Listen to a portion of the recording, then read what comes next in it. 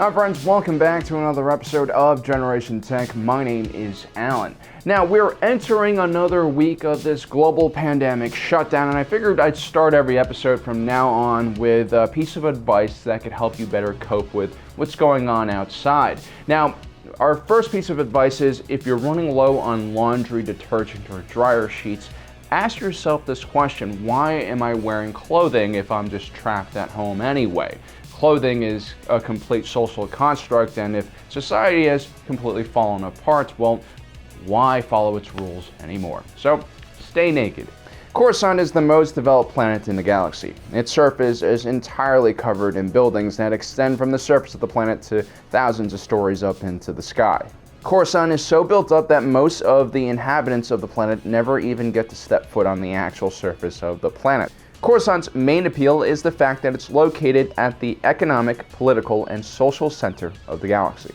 Physically speaking, it's also in the deep core region. It's said that human civilization first spawned on Coruscant, and from there they sent sleeper ships to other deep core planets and eventually moved on outwards towards the rest of the galaxy. Humans make up a huge percentage of the Star Wars galactic community, and we're kind of driven by this evolutionary need to explore and expand our territory constantly. Despite how orderly and clean the surface of Coruscant looks like from an airspeeder, it's actually in complete chaos down below. Journey just a few dozen levels down and you'll see Coruscant security force slowly fade away and be replaced by armed thugs huddling around a garbage fire. This is the way. There are said to be 1 trillion people on this planet. First, we're going to look at whether it's physically possible to place 1 trillion people on a Coruscant-sized planet, followed by what kind of special measures the government of Coruscant needs to take to ensure that so many people can live on this planet. The number 1 trillion for the population is highly speculative in my opinion. We're not really sure if the local government did an actual census or how they would even approach such a task. The U.S. Constitution requires that every individual person be counted. It's not just based on statistics or density calculations. You might have recently received a very passive-aggressive letter from the Census Bureau saying that you have to fill out their form online by order of law. Highly doubt that the Coruscant local government has that same ability to count each and every individual, even if they are using probe droids to speed up the process. For one, what is considered a person? In the deepest levels of the city, ancient ancestors of humans known as the Scython existed in very primitive societies. These humans basically de-evolved, lost their sight, and now are wandering in the lower levels in feral packs, eating anything they can get their hands on, including sentient beings. So to better understand how the Coruscant government came up with a figure like 1 trillion, we can basically use our understanding of population density to figure out what exactly works or doesn't work on a planet this size. Coruscant is conveniently almost the same size as Earth. It has a diameter of 500 kilometers less at 12,240 kilometers. This gives us a planet with a surface area of around 471 million square kilometers. This is actually a very useful number because Coruscant, unlike Earth, is extremely developed. This means no oceans, mountains, grasslands, Chernobyls. Everything is covered up with some kind of building, except for at the polar caps.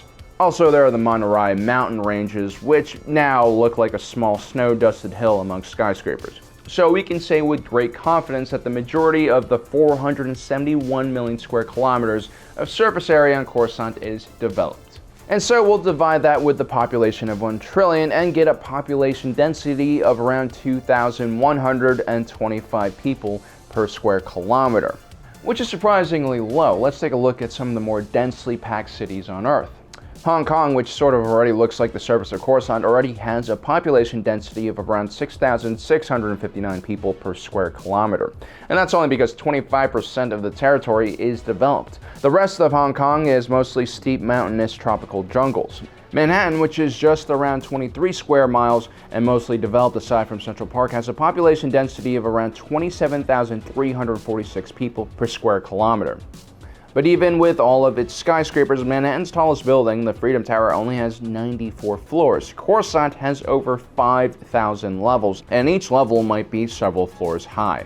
The closest we ever get to a Coruscant-like situation on Earth would be the Kowloon walled city of Hong Kong. This was probably one of the most densely packed areas on Earth while it was still in existence. Formerly a Qing Dynasty military base, when China handed Hong Kong over to the British, they were allowed to keep several officials in this fort. Post-World War II, refugees fleeing the Chinese Civil War flooded Hong Kong, and many squatters occupied the walled city, which was falling apart by this time.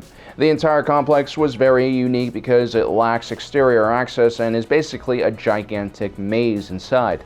And during British rule, it was mostly left alone because no one really knew what to do with it, just like the Coruscant underworld.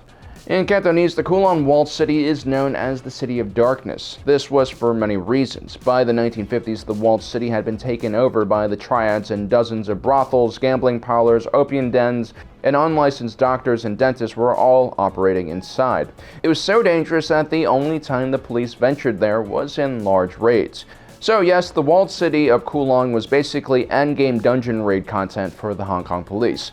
And just like the undercity of Coruscant, sunlight rarely reached the lower levels and streets inside of the complex, and the air quality was terrible.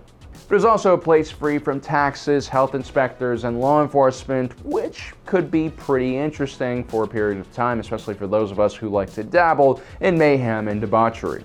So what was the population density of this area?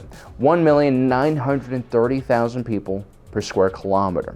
And the Kulon walled city was only 14 stories high because the Hong Kong airport used to be in the center of the city and 747s would fly right overhead. So Coruscant's population density number of 2,125 people per square kilometer is about the same as the small American suburb I grew up in. So this means that Coruscant's population number is completely off. As a matter of fact, it's very possible that the surface population of Coruscant alone is many times the actual number they give us. There could be tens of trillions, if not hundreds of trillions of people living in Coruscant's 5,000 plus levels. If we take a look at Kulon walled city's population density as the average for the entire planet of Coruscant, we would get a number closer to 900 trillion people.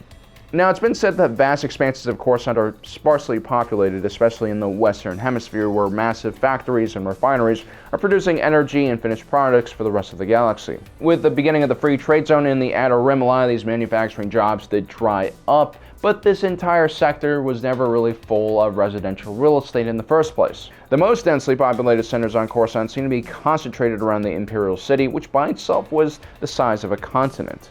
This uneven distribution of the population in various neighborhoods of Coruscant could potentially decrease the estimate of how many people are in Coruscant, but I still think it would be many times higher than just 1 trillion. Now, how does Coruscant sustain so much life when in our own world of just 7 billion people, we fear overpopulation? Well, thanks to modern technology, urban planning, and a more socially conscious society, the fears of overpopulation are mostly now unfounded. Coruscant might be pushing the limits of what a planet can naturally handle, but as we mentioned before, the city planet is at the center of every trade route in the galaxy, which means massive amounts of agricultural products and other foodstuffs come flowing in from the rest of the galaxy. But Coruscant already paved over its last natural piece of land by the time interstellar travel was becoming more popular and the galaxy was being more connected in trade. So that means in the earlier days, at least, Coruscant had to figure out solutions to their sustainability issue. This forced Coruscant to invest in massive hydroponic farms. It's something that our own world is doing as well today. Many urban areas are starting to develop indoor hydroponic farms to supplement food supplies. In Detroit, abandoned buildings are being converted for indoor vertical farming, while in London, underground World War II bomb shelters are being turned into farms as well.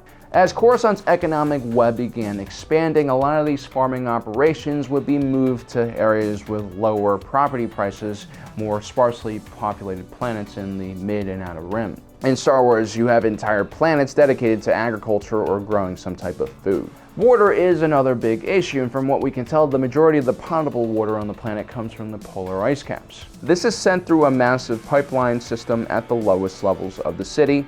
This water is further stored in reservoirs dotting the surface of the planet. One of them is called the Western Sea, and it's a famous tourist location. Whether the polar ice caps on Coruscant have enough water to support all life is a whole nother question. Polar ice can hold a massive amount of water here on Earth. The ice caps hold about 70% of the fresh water on our planet. On top of that, there's an organization known as Coruscant WeatherNet, which completely controls all of the climate. This means that their weather reports are 100% accurate. Apparently on Coruscant it never rains until after sundown, and the fog always dissipates by rush hour at 8 in the morning. Sometimes the seasons are even modified to protect what little wildlife still exists on the planet, like the Coruscanti hawkbat. Without any giant forests on the planet, Coruscant has problems generating oxygen, which is very necessary for its Earth-like atmosphere. So instead it relies on air scrubbers, which actually have oxygen regulators built into them. When these machines were disrupted during the Yuzhang invasion of Coruscant, massive amounts of people died of asphyxiation. So Coruscant is basically this planet that is completely artificially sustained, and in the event of any major disaster like an invasion, many of the planet's most essential needs become vulnerable.